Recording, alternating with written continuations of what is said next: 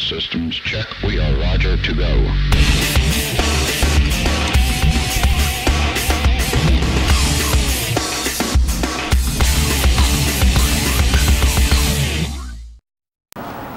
Hi everyone, I'm Norm Morrison and this is the Santa Fe Report. Thank you for being here with me today.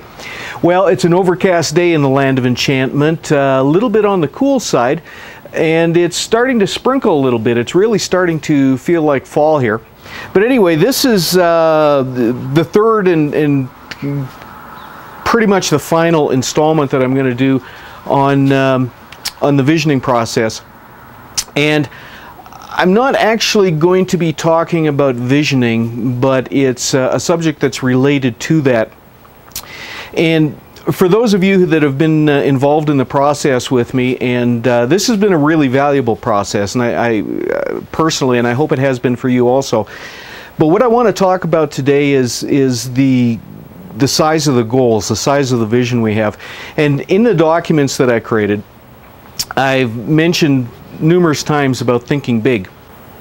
But in part one of the document, I talked about not creating goals that you believe are just completely bigger than what you're capable of. And the fact is, there aren't any goals that are bigger than what you're capable of. But we have these self-limiting beliefs, these doubts about our capabilities. And sometimes we're conscious of them. Often we have these limiting beliefs that are ingrained into our unconscious that we're obviously not conscious of. And these beliefs can come a myriad of ways, certainly from the programming and conditioning that we grow up with. What our parents tell us, what our school teachers tell us, what our clergy tell us. What everyone around us tells us that are in some way an authority figure for us when we're small. And because all those people are authority figures, we take what they say without question. And so it's not a belief that comes from experience, it's a belief that we've made an agreement with, that we've agreed to accept. And we may have forgotten about them years ago, but they still function today. They're in the subconscious and they play out in a myriad of ways. And they come to us that way through our conditioning, through our formative years, particularly from ages 0 up to 6 or 7. But they certainly continue longer than that through adolescence and our teenage years, and in fact, right through our adult life. So a lot of our beliefs come from our agreements with others that those beliefs are correct. Some come from our experiences. Now those beliefs also come from other places. We can actually adopt beliefs in utero. In other words, before we're born, while we're still in the womb, we can still get the energy of our parents' beliefs. And it's not that we necessarily hear our parents speaking those beliefs, but we feel the energy of those beliefs. All of our beliefs and fears are somatized in our body. They're become stuck in our cells as an energetic pattern. Now we also have acquired beliefs that go back way past that, back to our grandparents and their parents. And it becomes genetic. Now the fears and beliefs of the parents can be energetically transferred to the offspring. In other words, when the sperm and the egg come together and a zygote's formed, it can contain at least some of the energetic beliefs and fears of either parent or both. So we can inherit a lot of our fears and beliefs from our parents and past generations. We can absorb energies of beliefs while still in the womb, and of course all the conditioning that we have growing up. So this brings me back to the point that if you believe that you can't do something, then you probably can't.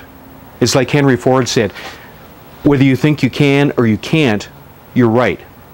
So if you think you can't do something, if you don't have the ability, if you don't have the skill, if you don't have the education, if you think something is wrong, even if those beliefs are subconscious or unconscious and you don't really recognize them on a daily basis, they still control you.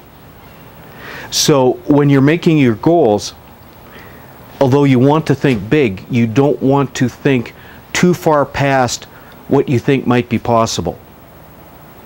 If you've never made more than $10,000 a month in your life and you're trying to imagine making $100,000 a month, that's probably not going to happen to you if you don't believe that it's possible. You're going to sabotage yourself in some way. So unless you can release and clear those beliefs that limit you, then you're not going to get too far. So it's really important, if you can, if you want to find somebody that can help you release those beliefs. And there are a number of modalities that can help you do that. Access consciousness is a good one. Theta healing is another good one. EFT, emotional freedom technique, also referred to as tapping, is another one that can be very powerful.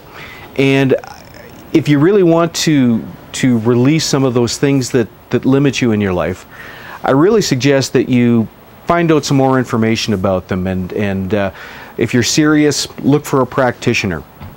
And all of those three modalities, access consciousness, EFT, and theta healing, are very powerful. And I've been involved as a practitioner with all of them, and I still use all of them to this day.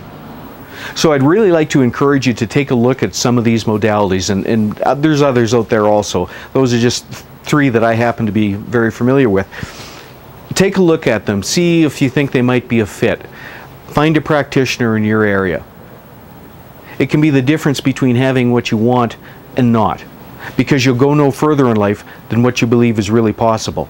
So get rid of the things that keep you from seeing the possible. So live a big life. Go for whatever you want, and get rid of those beliefs and fears that keep you from doing that. We're all in this together, and I'm pulling for you. Take care, folks.